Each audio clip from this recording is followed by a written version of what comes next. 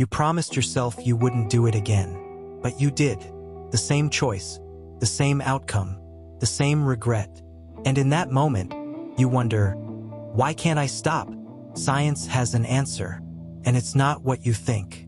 Every single person on Earth has made the same mistake twice.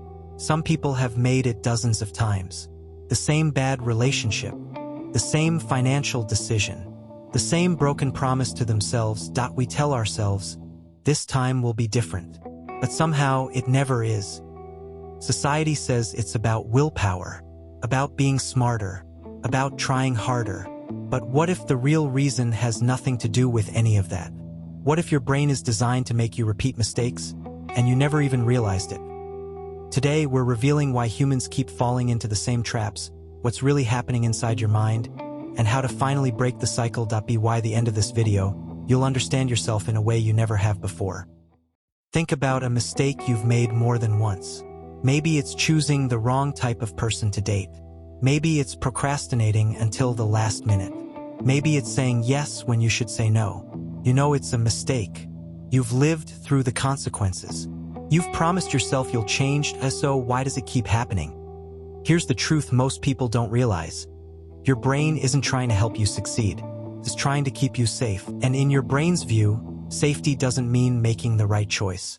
It means making the familiar choice. Psychologists call this the comfort zone. But it's deeper than that.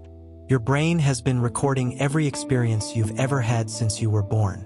Every success, every failure, every emotion attached to each moment. And it uses all that data to predict what will happen next. When you face a decision, your brain doesn't ask, what's the smartest choice? It asks, what have we done before in situations like this? And whatever you did before, even if it hurt you, becomes the default setting. This is why people stay in bad relationships that feel like the one they grew up watching. This is why people repeat their parents' money mistakes. This is why you keep doing the thing you swore you'd stop doing. Your brain recognizes the pattern. And patterns feel safe even when they're destroying you. Here's something that will blow your mind. Most of your decisions aren't actually decisions at all. Scientists estimate that about 95% of your daily actions are automatic. Your brain runs on autopilot for almost everything you do. How you brush your teeth, the route you drive to work, how you respond when someone criticizes you. Your conscious mind, the part of you that thinks it's in control, is only running about 5% of the show. The other 95%, that's your subconscious, and it's operating on old programming. Think of it like this: your brain is a computer. Every experience you've had is like code being written into the system. The more you repeat a behavior, the deeper that code gets written. Eventually, it becomes so automatic that you don't even think about it anymore. This is great for things like walking or talking. You don't want to think about every step you take. But it's terrible for things like emotional reactions or decision-making. Let's say you grew up in a house where love meant chaos, where the people who cared about you also hurt you. Your brain recorded that pattern. Love equals pain equals familiarity. Now you're an adult. You meet someone who treats you well. They're stable, kind, and consistent. And your brain freaks out because this person doesn't match the pattern. They don't feel familiar. And to your subconscious mind, unfamiliar equals danger. So what does your brain do? Pushes you toward the person who feels familiar. The one who repeats the chaos you grew up with. Not because it's good for you, but because it matches the program. You're not weak. You're not stupid. You're just running on autopilot, following code that was written years ago. Here's where it gets really frustrating. You can know all of this and still repeat the same mistakes. You've probably had this experience. You read a book about your problem. You understand exactly what you're doing wrong. You feel motivated to change. And then, a week later, you do the exact same thing again. This is because awareness lives in your conscious mind. But the behavior lives in your subconscious. Knowing why you do something and being able to stop doing it are two completely different things. Think of it like trying to stop a train by standing in front of it and explaining physics. The train doesn't care about your knowledge. It has momentum. It has weight. It's going to keep moving unless you actually change the tracks. Your subconscious works the same way.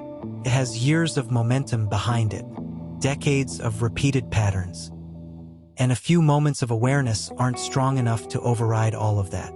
This is why people repeat the same relationship mistakes even after years of therapy. Why people know they should exercise but still don't. Why you can read 100 self-help books and still feel stuck. The knowledge is there, but the programming is deeper. Your brain doesn't change because you understand it. It changes when you repeatedly give it new experiences that contradict the old pattern. And that takes time. That takes repetition. That takes doing the uncomfortable thing over and over until it finally becomes the new familiar thing.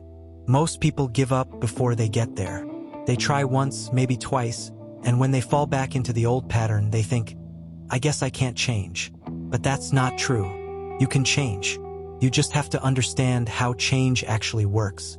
There's a strange truth about human psychology that most people don't want to accept. We prefer familiar pain over unfamiliar happiness.